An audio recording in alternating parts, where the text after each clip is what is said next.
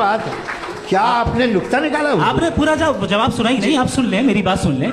ये मैंने आपको एक चीज बताई। दूसरी चीज, इस दुनिया में हम आए हैं टेस्ट के लिए। हमारा टेस्ट हो रहा है और हर इंसान का अलग अलग अंदाज में टेस्ट होता है।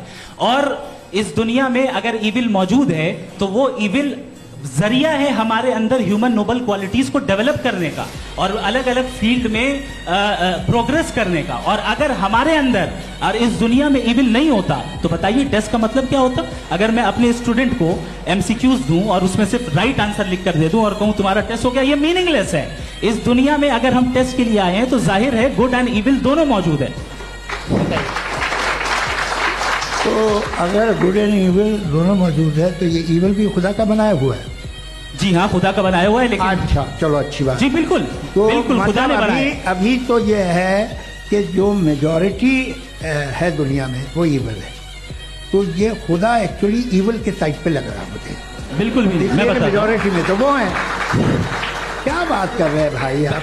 कोई भी जो मुंसिफ होगा, चाहे आपका अपना घर हो जिसके आप सबसे बड़े हैं, चाहे आपकी ऑर्गेनाइजेशन हो जो आप चलाते हैं, वहां पर आप इविल रखेंगे साबित करने को कि बाकी लोग शरीफ हैं। मेरी बात सुनिए। क्या ये आर्ग्यूमेंट ही गलत है? अगर कि जब तक के कोई इविल नहीं होगा तब तक के शरीफ आदमी शरीफ नहीं लगेगा। अगर एग्जामिनर गलत ऑप्शन दे रहा है तो एग्जामिनर इविल नहीं हो गया। जो गलत ऑप्शन को सेलेक्ट कर रहा है वो फेल होगा।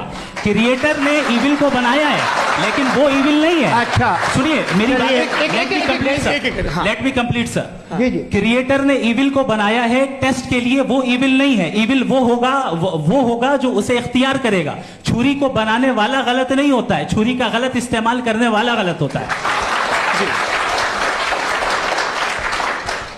रेप को कैसे गलत इस्तेमाल करते हैं?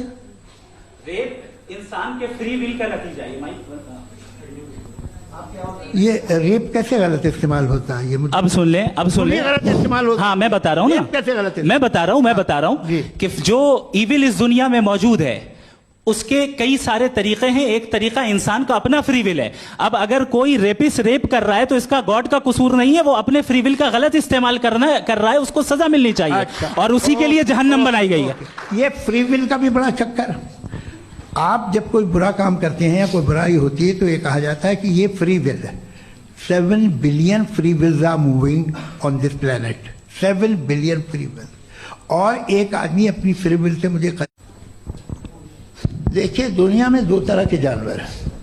एक जो अकेले रहते हैं जंगल में और एक जो ग्रुप्स में रहते हैं। ग्रुप में जो भी रहेगा, चाहे वो आपका फाउंडेशन हो, चाहे कोई क्लब हो, चाहे कोई पॉलिटिकल पार्टी हो, चाहे कोई यूनिट हो, उसमें आपको इंटरैक्ट करने के रूल बनाने पड़ेंगे। यानी लोग तय करेंगे। लोग तय करेंगे। अगर लोगों ने यह तय किया कि किसी का रेप करना सही है, आप जस्टिफाई करेंगे? आपका फाउंडेशन तो ये हो गया ना कि लोग ही विल डिसाइड करेंगे। नहीं। अरे दुनिया में ऐसे ग्रुप्स हैं जो रेप को जायज मानते हैं सर्टेन हालात में। मैं डिटेल में नहीं जानूंगा, आप भी जानते हैं।